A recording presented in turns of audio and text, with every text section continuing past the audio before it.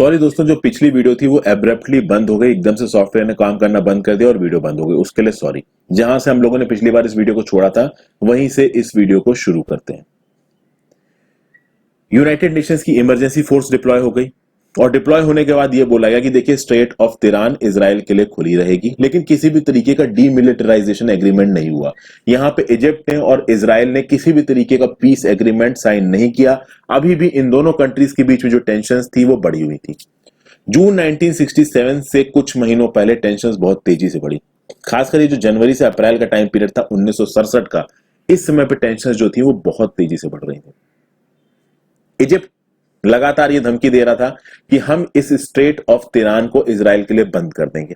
Israel ने openly बोल दिया कि अगर स्ट्रेट ऑफ तिरान बंद हुई तो जंग होगी, हम अटैक करेंगे। मई में इजिप्टियन प्रेसिडेंट गमाल अब्दुल नसर, इनको काफी माना जाता था, गमाल अब्दुल नसर ने यह अनाउंस किया कि भैया इजरायली वेसल्स के लिए अब स्ट्रेट ऑफ तिरान बंद है। और ये जो यूनाइटेड नेशंस की इमरजेंसी फोर्स को सिनाई पेनिनसुला में डिप्लॉय किया था ना, इसको नसर साहब ने बोला कि तुम निकलो यहां से, तुम्हारा यहां पे कोई काम नहीं है। अब ऑब्वियस सी बात है, इजराइल ने सीधे सीधे धमकी दी थी कि अगर स्ट्रेट ऑफ तिरान बंद हुई तो हम अटैक करेंगे। अब यहां पे जो अरब जो नेशंस थे, जो इजिप्ट था, इजिप्ट ने इस तिरान को एकदम से ऐसे ही बंद नहीं कर दिया था। इससे कुछ महीनों पहले ही आप देखेंगे कि इजिप्ट के बीच में और जॉर्डन के बीच में वॉर एग्रीमेंट होगा। इसमें यह बोला जाएगा कि अगर इजिप्ट के ऊपर अटैक होता है तो जॉर्डन उसकी मदद करेगा, जॉर्डन के ऊपर अटैक होता है तो इजिप्ट उसकी मदद करेगा। तो कुल मिला के इन ये जो आपके कंट्रीज थी ना, ये जो अरब कंट्रीज थी जो इजराइल को घेर के बैठी थी, इन्होंने आपस में कुछ इस तरीके का एग्रीमेंट कर रखा था। चूंकि इनके बीच में कॉमन बॉन्ड था रिलीजन का, रिलीजन के आधार पे ये ज्यूज को टारगेट कर रहे थे। ओके, ज्यूज को हमेशा से एक जियोनिस्ट रिजाइम बोला जाता था, एक जीव का संगठन, और उसको हमेशा ये लोग घृणा से देखते थे। और केवल मुस्लिम धर्म ने इसको घृणा से नहीं देखा है, कुछ हद तक क्रिश्चियन धर्म ने भी इसको घृणा से देखा है। जीसस क्राइस्ट को किसने मारा था आपको पता है। चलिए, अब जब ये 1967 का ये जब वॉर छिड़ गया, 6 डे वॉर, इसमें इजराइल ने प्री एम्प्टिव स्ट्राइक्स की। प्री एम्प्टिव स्ट्राइक्स का मतलब क्या होता है कि पहले से आपको किसी भी तरीके की वार्निंग नहीं दी गई है वॉर की, एकदम से इजराइल के लड़ाकू विमान उड़े, उन्होंने खूब गोले बरसाए, बम बरसाए और इजिप्ट बैकफुट पे चला गया। एग्जैक्टली उस जंग में क्या हुआ ये तो किसी और वीडियो का टॉपिक है, वो एक मसालेदार टाइप का टॉपिक हो जाता है कि जंग किस तरीके से लड़ी गई, कैसे 6 दिन में चीजें चली, वो यहां पे हम डिस्कस नहीं कर रहे हैं। इस जंग का मैं आपको रिजल्ट बताता हूं। 1967 वाले 6 डे वॉर में इजराइल ने गाजा पट्टी पर कब्जा कर लिया। गाजा पट्टी की लोकेशन आपको दिखा चुका हूं। सिनाई पेनिनसुला ऑलमोस्ट पूरा इजराइल के कब्जे में आ गया। वेस्ट बैंक जो कि पहले जॉर्डन के पास था, इसको हथिया लिया इजराइल ने। ओके, और ईस्ट जेरूसलम भी जो कि आपका इसी वेस्ट बैंक में है, वो भी इजराइल के हाथ में आ गया। और सीरिया से ले लिया इन्होंने गोलन हाइट्स। तो सोचिए, गाजा पट्टी पर कब्जा, सिनाई पेनिनसुला पे कब्जा, वेस्ट बैंक पे कब्जा, गोलन हाइट्स पे कब्जा। जबरदस्त विक्ट्री थी ये इजराइल के लिए। अब आप देखिए, जो अरब पॉपुलेशन इन इलाकों में रह रही थी जहां पे इजराइल ने कब्जा किया, वो अरब पॉपुलेशन उठ के भागनी शुरू हुई। वेस्ट बैंक वाले इलाके से 3 लाख पैलेस्टीनियंस भागने शुरू हुए। सिविलियंस थे, इनको पता था कि भाई रिलीजन के बेसिस पे वॉर हो रहा है, नई पावर आएगी तो हमारे खिलाफ अत्याचार हो सकते हैं। पैलेस्टीनियंस के खिलाफ अत्याचार हुए हैं, इसमें कोई दो राय नहीं है। इजराइल ने अत्याचार किए हैं जो कि गलत है। उसके बाद आप देखोगे गोलन हाइट्स जो कि पहले सीरिया के कंट्रोल के अंदर था, वहां से 1 लाख सीरियंस भाग गए। उनको लगा कि यहां रहेंगे तो ये पकड़ पकड़ के इजराइल वाले मारेंगे। लेकिन क्या इजराइल की ज्यूज बचे? नहीं। जो जो भी अरब कंट्रीज थी, जहां जहां भी अरब कंट्रीज थी, मुस्लिम कंट्रीज थी, वहां पे जो जूइश माइनॉरिटी कम्युनिटी थी वो भागनी शुरू हुई। अब ऑब्वियस ही बात है, ये जो इजराइल स्टेट था ये उन इलाकों में घुसा जहां पे अरब पीपल रहते थे, अरबिक पीपल रहते थे, वो भागने शुरू हुए। तो ऑब्वियस ही बात है, एक रिलीजियस फंडामेंटलिज्म में जो दूसरे धर्म के लोग जहां पे माइनॉरिटी में होंगे वहां पे काउंटर अटैक होंगे। तो अरब नेशंस में रहने वाले ज्यूज भागना शुरू किए। या तो वो भाग के इजराइल आए, उनको समझ में आ गया कि भैया एक ही जगह शरण मिल सकती है इजराइल में, या चलो यूरोप, चूंकि यूरोप थोड़ा सा प्रोग्रेसिव है इस जगहों पे। तो आप ये देखोगे, ये था दोस्तों 6 डे वॉर। 6 डे वॉर में आप देखोगे कि इजराइल जीत सा गया, लेकिन ये चीजें शांत नहीं होने वाली थी। आप देखिए, इतना बड़ा सिनाई पेनिनसुला, ये इतनी बड़ी टेरिटरी, इस पूरी टेरिटरी को इजराइल ने कब्जा लिया। यहां से सुएज कैनाल निकल रही। अब पूरा तो नहीं कब्जाया था इजराइल ने, हल्का फुल्का कब्जाया था, लेकिन ऑलमोस्ट इसके ऊपर कंट्रोल आ गया था इजराइल का। सुएज कैनाल निकलती यहां से। अभी इजिप्ट को लगा कि यार ये सुएज कैनाल का कंट्रोल अगर हमारे पास से चला गया हम तो बहुत ज्यादा कमजोर पड़ जाएंगे। तो अब सिनाई पेनिनसुला तो वापस लेना ही था। इजिप्ट के अंदर एक ग्रज था, जॉर्डन को वापस लेना था वेस्ट बैंक, और सीरिया को वापस लेना था गोलन हाइट्स। यहां पे एक कोलिशन बनेगा अरब स्टेट्स का, जिसमें दो इंपॉर्टेंट कंट्रीज होंगी, एक होगा इजिप्ट, एक होगा सीरिया। इजिप्ट का काम क्या था कि भैया किसी भी तरीके से सिनाई पेनिनसुला को वापस लो। सीरिया का काम क्या था, किसी तरीके से गोलन हाइट्स को वापस लो। और यहां पे छिड़ेगा कौन सा वॉर, यहां पे छिड़ेगा 1973 का रमादान वॉर बोला जाता है इसको। आप इसको अक्टूबर वॉर भी बोलते हैं, योम किपुर वॉर भी इसको कहा जाता है, YOMKIPPUR। एक तरफ इजिप्ट, सीरिया और दूसरे अरब स्टेट्स, और दूसरी तरफ इजराइल। फिर से लड़ाई हुई। शुरुआत में इस वॉर में भी इजराइल को थोड़े से सेटबैक्स मिले, बट एंड में इजराइल यहां पे डोमिनेंट होता हुआ नजर आएगा। इस वॉर में भी इजराइल ही जीता, लेकिन शुरुआत में इजराइल को थोड़े झटके लगे, यहां पे थोड़े उनको सेटबैक्स लगे। अब देखिए, जब ये योम किपुर वॉर खत्म होगा ना, योम किपुर वॉर खत्म होने के बाद जो सिचुएशंस है वो सिचुएशंस थोड़ी सी बदलेंगी। कैसे बदलेंगी? देखिए, सिनाई पेनिनसुला इजिप्ट के पास था नहीं। इजिप्ट को किसी भी हाल में सिनाई पेनिनसुला वापस चाहिए था। इजराइल को भी यह बात पता थी।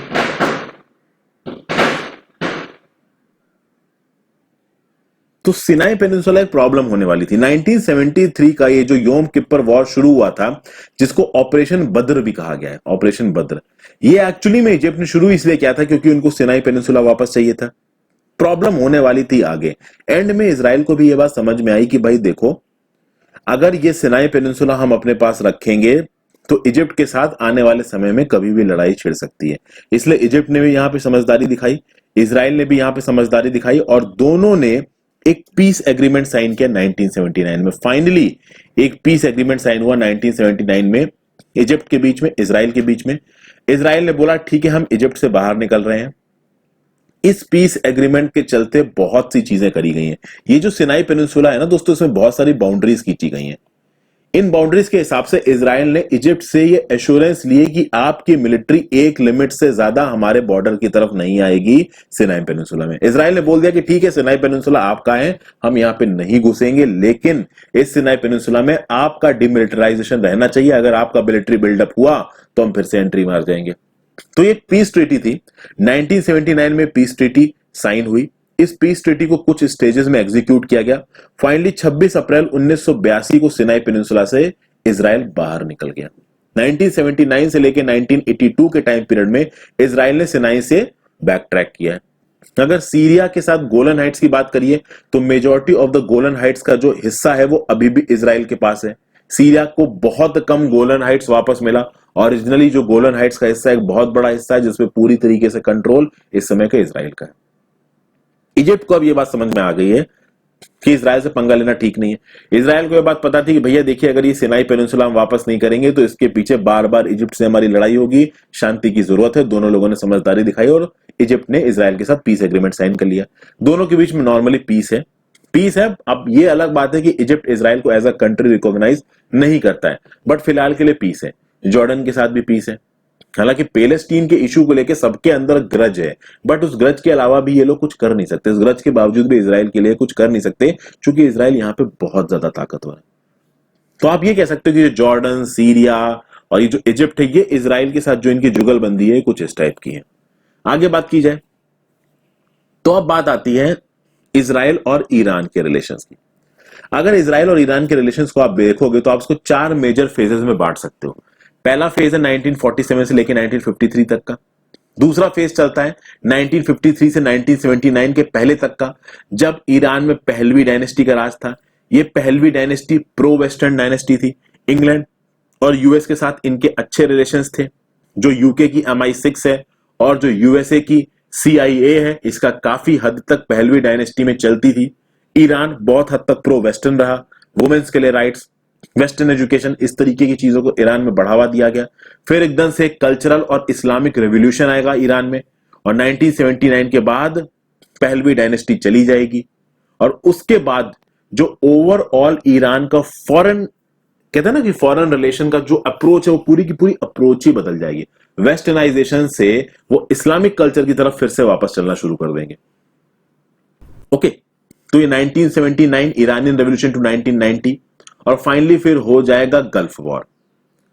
4 फेजेस में चीजों को आपको समझना है। पहला फेज 1947 से 53, 53 से फिर 79 तक का, जिसमें पहलवी डायनेस्टी डोमिनेंट थी, फिर 79 से लेके 1990 तक का, और फिर finally the hostility since the end of first gulf war. जब पहला गल्फ वॉर खत्म होता है उसके बाद ईरान और इजराइल के रिलेशंस।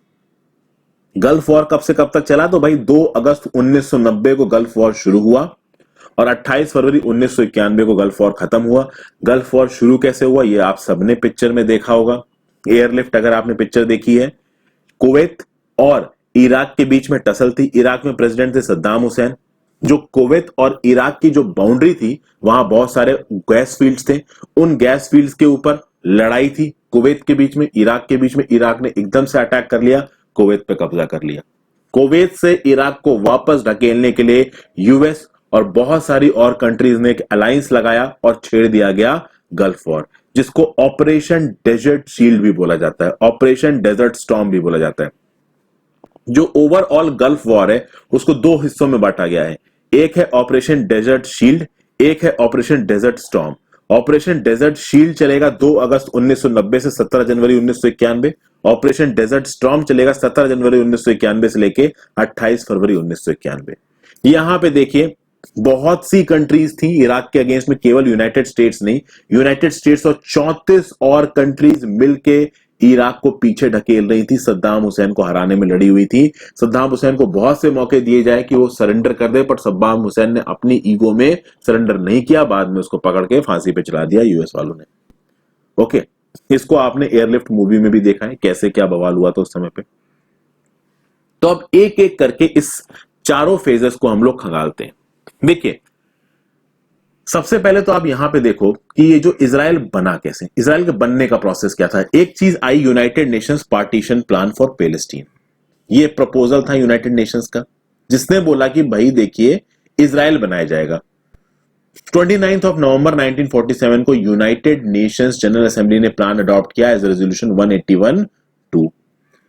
पैलेस्तीन को बांट के 2 भागों में बांटा जाएगा, एक अरब स्टेट होगा, एक जूइश स्टेट होगा। ये पार्टीशन प्लान लेके आया गया 1947 में। जितने भी अरब स्टेट्स थे सबने इस पार्टीशन प्लान को अपोज किया। इस यूएन पार्टीशन प्लान के अगेंस्ट वोट किया था 13 कंट्रीज ने, जो 13 अरब कंट्रीज थी, इसमें से ईरान भी एक कंट्री थी। बाद में 1949 में जब इजराइल को यूनाइटेड नेशंस का मेंबर बनाया गया तब भी ईरान ने इसके अगेंस्ट में वोट किया। अब आप देखोगे ये तो थे 1947 से लेकर 1953 तक जो ईरान का स्टांस था इजराइल की तरफ, वो थोड़ा सा आप कह सकते हो कि अगेंस्ट था, दे वर नॉट प्रो इजराइल। लेकिन फिर आप देखोगे 1953 में कूप डी अटैक हुआ और मोहम्मद रेजा पहलवी पावर में आए। ये कूप डी अटैक जो कि जिसने मोहम्मद रेजा पहलवी को पावर में लेके आए, इसमें यूके यानी कि इंग्लैंड और यूएसए की सीआईए ने बहुत सपोर्ट किया था मोहम्मद रेजा पहलवी का पावर में आने के लिए। क्योंकि ईरान एक बहुत बड़ी कंट्री है, अगर वो वेस्टर्न सिद्धांतों को अपनाती है तो यहां पे यूएस और यूके को बहुत फायदा था। और देखिए ईरान बहुत ऑयल रिच कंट्री है, gas rich country, natural resources बहुत है। और आप देखिए तेल के पीछे तो अमेरिका हमेशा ही पागल था। तो 1953 के बाद पहलवी डायनेस्टी का राज चलेगा और पहलवी डायनेस्टी के राज के समय पे आप देखोगे ईरान और इजराइल के रिलेशंस बहुत अच्छे होंगे। फाइनली आएगा 1979 का इस्लामिक रेवोल्यूशन और इसके बाद ही वो जो सीज हुई थी ना, जहां पे आपका जो तेहरान में यूएसए की एम्बेसी थी उस पर तेहरान के लोगों ने अटैक कर दिया। 1979 से लेकर 1981 तक यूएस एम्बेसी में काम करने वाले बहुत से लोगों को ईरान ने बंदी बना के रखा। उस चक्कर में ईरान के जो रिलेशंस थे यूएसए के साथ वो बहुत हद तक बिगड़ गए। 1979 के रेवोल्यूशन के बाद आप देखोगे एक बहुत ही कंजर्वेटिव टाइप की गवर्नमेंट पावर में आ गई, जिसको मैं बोलूंगा राइट विंग गवर्नमेंट। तो जो इस्लामिक राइट विंग गवर्नमेंट थी वो ईरान में पावर में आ गई। They were very conservative in approach और उन्होंने हर तरीके के डिप्लोमेटिक और कॉमर्शियल टाइज तोड़ दिए इजराइल के साथ। पहले इजराइल को एज अ स्टेट रिकॉग्निशन दिया था ईरान ने।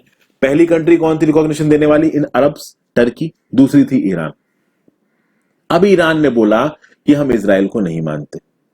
ओके, आप देखोगे दोस्तों जब डेजर्ट स्टॉर्म हुआ और इजरायली ये जो इराकी आर्मी थी यह हार गई। आपको मैंने बताया ना कि भाई गल्फ वॉर हुआ, गल्फ वॉर में पहले डेजर्ट शील्ड हुआ, फिर डेजर्ट स्टॉर्म हुआ। डेजर्ट स्टॉर्म हुआ, इराकी आर्मी हार गई। सोवियत यूनियन भी उस समय पे टूटा था। जब सोवियत यूनियन टूटा तो विनर निकल बन के कौन निकला? USA. USA was the dominant power. ये जो मिडिल ईस्ट वाला इलाका है, जो गल्फ वाला इलाका है, यहां पे पावरफुल बन के कौन उभरा? एक ईरान, एक इसराइल। क्योंकि इराक हार गया था। इराक बहुत पावरफुल था अंडर सद्दाम हुसैन, बट सब सद्दाम हुसैन टॉपल हो गए, उसके बाद जो most powerful player in this region was Iran, even more powerful than Saudi Arabia. आज की डेट में हालांकि सऊदी अरेबिया बहुत पावरफुल है। अब आप देखोगे 1990s में यित्ज़हाक राबिन बनेंगे आपके प्राइम मिनिस्टर, कहां के? इजराइल के। अब इनका जो एटीट्यूड था ईरान की तरफ वो बड़ा एग्रेसिव था। ईरान के प्रेसिडेंट बनेंगे महमूद अहमदीनेजाद, इनका भी जो एटीट्यूड था इजराइल की तरफ बड़ा एग्रेसिव था। दोनों एक दूसरे के अगेंस्ट स्टेटमेंट देने रहते थे। अब यहां बहुत से ऐसी वजह निकल के आएंगी जिसकी वजह से इजराइल और ईरान के रिलेशंस लगातार खराब होते चले गए। पहली बात तो इजराइल को यह पसंद नहीं आ रहा था कि ईरान न्यूक्लियर टेक्नोलॉजी को डेवलप कर रहा है। ओके, ईरान लगातार न्यूक्लियर टेक्नोलॉजी को डेवलप कर रहा था और इजराइल की डॉक्ट्रिन क्या थी? Basin doctrine. बेजिन डॉक्ट्रिन का मतलब क्या होता है? इजराइल की बेजिन डॉक्ट्रिन यह बोलती है कि अगर आसपास की कोई भी country weapons of mass destruction बना रही है जिससे इजरायली लोगों की जान जा सकती है, तो हम उसको पहले ही वेपन्स ऑफ मास डिस्ट्रक्शन बनाने से रोकेंगे और हम उस पर इसके लिए अटैक भी कर सकते हैं। अब सवाल उठता है कि क्या इजराइल ने कभी इस पॉलिसी को अप्लाई किया है? बिल्कुल किया है। एक ऑपरेशन है जिसका नाम है ऑपरेशन उपेरा। इराक का एक न्यूक्लियर रिएक्टर था ओसीराक नाम की जगह पे इराक में, वहां पे इजराइल ने अटैक करवा दिया था। इजराइल का सिंपल सा फॉर्मूला है, अगर उनके नेबर्स जो कि उनके प्रति ऑफेंसिव हैं, अगर वो कोई ऐसा वेपन ऑफ मास डिस्ट्रक्शन बना रहे हैं जिससे इजरायली लोगों की जान खतरे में आ रही है, इजराइल स्टेट की सिक्योरिटी पे खतरा आ रहा है, तो इजराइल अटैक करके उसको रोक सकता है। तो ये जो था आपका ये इजराइल, ये बेजिन डॉक्ट्रिन को मानता था। ओके, और दूसरी तरफ ईरान क्या कर रहा है? न्यूक्लियर टेक्नोलॉजी को डेवलप कर रहा है। उसके बाद ईरान हिजबुल्लाह जैसे ग्रुप्स को सपोर्ट कर रहा है, इस्लामिक जिहाद को सपोर्ट कर रहा है, हमास को सपोर्ट कर रहा है, और ये ग्रुप्स तो एंटी इजराइल हैं, आपको पता ही है। हिजबुल्लाह आपका लेबनान में एक्टिव है, हमास गाजा पट्टी में एक्टिव है। कई बार इन ग्रुप्स ने इजराइल के जो एसेट्स हैं उन पर अटैक भी किया है, जैसे कि बोइनो एयर्स अर्जेंटीना में इजराइल की एम्बेसी पर अटैक हुआ था 1992 में। किसने करवाया था? कहा जाता है ईरान के सपोर्ट से हुआ था। AMIA बॉम्बिंग 1994, ये भी ब्यूनो एयर्स अर्जेंटीना में हुई थी। किसने करा? ईरान ने करवाया। वहीं पे इजराइल किसको सपोर्ट देता है? पीपल्स मुजाहिदीन ऑफ ईरान और जुंदल्ला, जो कि ईरान में कोवर्ट ऑपरेशंस करते हैं ईरान के रूलिंग डिस्पेंसेशन के अगेंस्ट। बहुत सारे ईरानी लीडर्स के असैसिनेशंस और ईरान में एक्सप्लोजन्स के लिए ये फेमस है। तो दोनों के बीच में ये जो लड़ाइयां हैं तगड़ी हैं। तो 1947 से 53 तक इजराइल ईरान के बीच में रिलेशन अच्छे नहीं लगे। पहलवी डायनेस्टी के बाद जो रिलेशंस थे वो अच्छे हो गए, क्योंकि पहलवी डायनेस्टी प्रो वेस्टर्न थी, तो इजराइल के साथ रिलेशन अच्छे हो गए। 1979 से लेकर 1990s तक रिलेशन कुछ खास अच्छे नहीं थे, पर उतने बुरे भी नहीं थे। 1990s में जब गल्फ वॉर छिड़ गया और खत्म हुआ, गल्फ वॉर के बाद तो रिलेशंस बहुत ही तेजी से गंदे हो गए। अब यहां पे आप देखिए इजराइल और यूएई के बीच में जो अच्छे रिलेशंस हो रहे हैं, इसको ब्रेक थ्रू कहा जा रहा है। क्यों? क्योंकि देखिए यहां पे ग्रुपिंग सी बनती नजर आ रही है। एक तरफ आपको सऊदी अरेबिया और सऊदी अरेबिया, यूएई, इस तरीके की जो कंट्रीज है, ओमान, ये एक ग्रुप में नजर आ रही है। दूसरी तरफ आपको ईरान नजर आ रहा है। यहां पे शिया सुन्नी वाला भी विवाद है। ये जो कंट्रीज है ना, जो इस्लामिक कंट्रीज है, शिया सुन्नी वाले विवाद के ऊपर भी बटी हुई है। ओके, ये जो यूएई का एग्रीमेंट हुआ है इजराइल के साथ, एक तरीके से दुनिया भर के लोग इसको किस तरीके से देख रहे हैं कि भाई यूएई को ईरान के बढ़ते हुए इन्फ्लुएंस को काउंटर करना है। तो ईरान के बढ़ते हुए इन्फ्लुएंस को काउंटर करने के लिए यूएई किसको दोस्त बनाएगा? इजराइल को दोस्त बनाएगा। और यहां पे एक मेजर रोल किसने प्ले किया है? यूएसए ने। लेकिन यहां पे एक बहुत बड़ी प्रॉब्लम आ रही है। पैलेस्टीनियन कॉज को यहां पे पूरी तरीके से इग्नोर कर दिया गया है। ये जो पैलेस्टीनियंस हैं, जिनके ऊपर, जिनकी टेरिटरीज के ऊपर इजराइल ने कब्जा करके रखा हुआ है, ये पैलेस्टीनियंस लगातार अपने राइट्स के लिए लड़ रहे हैं। जैसे ही यूएई की तरफ से अनाउंसमेंट आया, बहुत सारे पैलेस्टीनियन जो लीडर्स हैं उन्होंने क्रिटिसाइज किया है यूएई को बहुत बुरी तरीके से। आप देखिए, एक बात तो बिल्कुल क्लियर है, ये जो यूएई और इजराइल के बीच में रिलेशंस है ये बस फॉर्मलाइज हुए हैं। दोनों के बीच जो रिलेशंस हैं वो तो बढ़ ही रहे थे, और उसका एक मेजर रीजन है ईरान ग्रोइंग पावर। ठीक है ना, ईरान की जो बढ़ती हुई ताकत है और जो ये शिया सुन्नी का विवाद है, इसके चलते ईरान की ग्रोइंग ताकत को काउंटर करने के लिए एक नेचुरल एलाई कौन है यूएई के लिए, वो है आपका इजराइल। आगे आने वाले समय में इस बात में कोई आश्चर्य नहीं होगा अगर सऊदी अरेबिया भी इस तरीके के रिलेशंस बनाता है इजराइल के साथ। ओके, अब यहां पे देखते हैं ये इस इश्यू की मेजर चीजें तो हमने देखी, यहां पे देख ही ली है। The Iran Israel proxy conflict is an ongoing proxy war between Iran and Israel. अब देखिए यहां पे दोस्तों बहुत सिंपल सा एक फैक्ट बनता नजर आ रहा है। इजराइल के लीडर्स ने बोल दिया कि हम इस जूइश स्टेट इजराइल ईरान के लीडर्स ने बोल दिया कि हम इस जूइश स्टेट इजराइल को पूरी तरीके से खत्म कर देंगे। इजराइल साफ साफ बोलता है कि ईरान के न्यूक्लियर वेपन्स प्रोग्राम को हम आगे बढ़ने देंगे नहीं।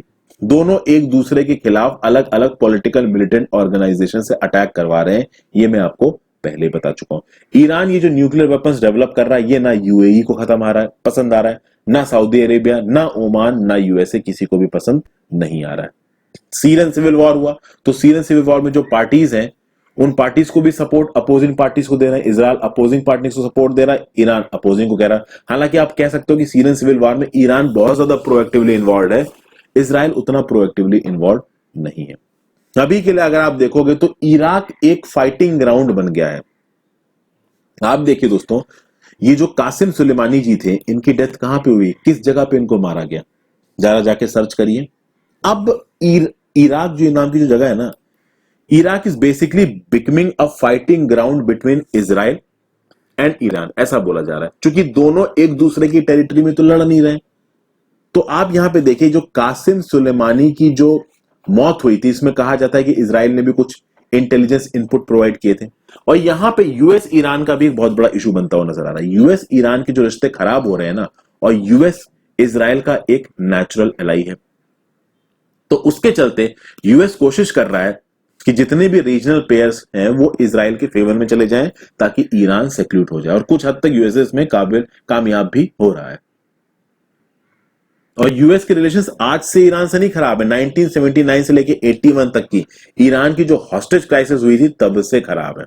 ओके, जो इस्लामिक रेवोल्यूशन हुआ था उसके बाद जो यूएसए के एम्बेसी के लोग को उन्होंने बंदी बना लिया, तब से यूएस और ईरान के रिलेशंस खराब चल रहे हैं। 1995 में यूएस ने रिस्ट्रिक्शंस लगा दिए ट्रेड पे, ईरान की इकोनॉमी को बहुत नुकसान पहुंचा। 2015 में जैसे तैसे यूएस और ईरान के बीच में एक न्यूक्लियर डील हुई, the joint comprehensive plan of action, उसको ट्रंप ने आते ही तोड़ दिया। ट्रंप ने न्यूक्लियर डील से भी वापस खींचा, फिर से सैंक्शंस लगा दिए, और इन सैंक्शंस को लगाने के बाद ईरान फिर से यूएस का एक बहुत बड़ा दुश्मन हो गया। ईरान की तरफ से धमकी आती रहती है, उस धमकी के रिस्पॉन्स में कासिम सुलेमानी को मार दिया इराक में। ओके, कहा जाता है कि इसके लिए इनपुट्स इजराइल की मोसाद ने प्रोवाइड करवाए थे। ये जो कासिम सुलेमानी थे ये ईरानियन रेवोल्यूशनरी गार्ड्स के हेड थे, ईरान के सुप्रीम लीडर अयतुल्ला अली खेमेनेई के खास थे। तो जो ईरान का रूलिंग डिस्पेंसेशन है, जो उनके रूलिंग लीडर्स हैं, वो इस बात से काफी नाराज हुए। तो अब यहां पे दो ग्रुपिंग बन गई हैं, जैसा कि मैंने आपको बताया। एक ग्रुपिंग में आपको सऊदी अरेबिया नजर आ रहा है, ये ग्रुपिंग जो सुन्नी स्टेट्स की ग्रुपिंग है led by Saudi Arabia, backed by United states, इसमें यूएई भी आता है। और दूसरी तरफ शिया जिसमें आपका ईरान डोमिनेट करता है। ओके, अब आगे आने वाले समय में क्या होने वाला है नहीं होने वाला वो तो पता नहीं, लेकिन यहां पहले अभी आप ये समझ सकते हो, फॉरेन पॉलिसी की बात की जाए तो डोनाल्ड ट्रंप के लिए ये यूएई और इजराइल की जो डील है वो एक फॉरेन पॉलिसी फ्रंट पे विक्ट्री है। बेंजामिन नेतन्याहू के लिए भी एक बहुत बड़ी विक्ट्री है, क्योंकि बेंजामिन नेतन्याहू को भी इजराइल में काफी अपोज किया जा रहा है। इस समय बेंजामिन नेतन्याहू कोई बहुत ज्यादा फेमस नहीं है, ठीक है ना, उनकी जनता खुद उनको अपोज कर रही है। अब आप देखिए कि ये जो इजराइल और यूएई का जो एग्रीमेंट है वो दिल्ली के लिए कैसे अच्छा हो सकता है। अभी के लिए आपको ये समझ में आएगा, पाकिस्तान के जो रिश्ते हैं वो सऊदी अरेबिया से लगातार खराब हो रहे हैं। सऊदी अरेबिया ने जो $3 बिलियन की क्रेडिट लाइन दी थी पाकिस्तान को, उसमें से $1 बिलियन सीधे सीधे वापस मांग लिया। जो सस्ता तेल दे रहे थे वो तेल देना बंद कर दिया है। क्यों? क्योंकि सऊदी अरेबिया और यूएई के पीछे पड़ गया पाकिस्तान कि कश्मीर इश्यू को उठाओ। इन दोनों ने कश्मीर इश्यू को उठाने से मना कर दिया, obviously because of the cloud of India. उस चक्कर में पाकिस्तान इनको धमकियां देने लगा। जब इनको धमकियां देने लगा तो पाकिस्तान के रिश्ते इनसे बिगड़ने लगे। अभी यूएई अगर इजराइल के साथ अच्छे रिश्ते बनाता है और एंटी ईरान होता तो यहां पे दो ग्रुपिंग्स बनती नजर आती हैं। एक तरफ ईरान पाकिस्तान नजर आएगा, दूसरी तरफ आपको सऊदी अरेबिया, यूएई, यूएस और इजराइल नजर आएंगे। और ऑब्वियसली बात है इंडिया इसका भी एलाई है। लेकिन यहां पे एक निगेटिव फैक्टर भी है। इंडिया और ईरान के रिलेशंस अभी के लिए अच्छे हैं, जिनको चाइना पूरी तरीके से जोड़ने की कोशिश कर रहा है। तो अगर ईरान और पाकिस्तान की एक ग्रुपिंग बनती है इस ग्रुप के अगेंस्ट, तो वो इंडिया के लिए उतना अच्छा नहीं हो सकता। तो कुल मिला के अभी जो न्यू दिल्ली का स्टैंड है वो एक न्यूट्रल स्टैंड है। ये जो मिडिल ईस्ट का इलाका है, जो गल्फ का इलाका है, ये बहुत ज्यादा टेंस चल रहा है, बहुत ज्यादा प्रॉब्लम्स यहां पे चल रही हैं। और यहां पे इंडिया के लिए एक न्यूट्रल अप्रोच रखना बहुत ज्यादा जरूरी है। आपके लिए इसमें इंपॉर्टेंट क्या था? तो योम Kippur war 1973, 6 days war 1967, Iran और इजराइल के जो हिस्टोरिकल रिलेशंस हैं, किसी एक क्वेश्चन में अगर आपको फॉरेन रिलेशन से रिलेटेड चीजें मांगी जाती हैं और इस रीजन की बात की जाती है, तो आप 2 से 3 लाइन में इन फैक्ट्स को कोट करके कुछ अच्छे नंबर खींच सकते हैं। आई होप आपकी कुछ नॉलेज भी बढ़ी होगी इस वीडियो से। Thank you for watching, have a great day.